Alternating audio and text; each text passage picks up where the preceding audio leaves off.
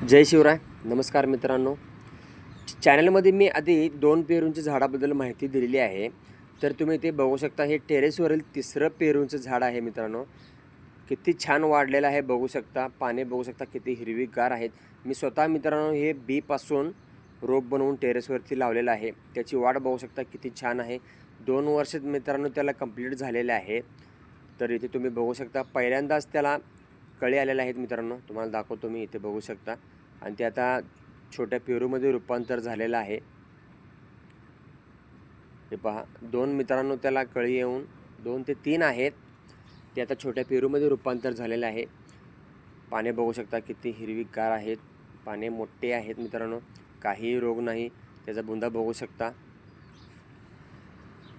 अगदी निरोगी झाड आहे मित्रांनो. परवा पाऊस पडल्यामुळे पाने हिरवीगार झालेले आहेत. निसर्गाचं पाणी मित्रांनो वेगळंच असतं. तर तुम्ही बघू शकता किती छान वाढ झालेली आहे. याच्या मी पुढे अपडेट देत राहीन मित्रांनो. धन्यवाद.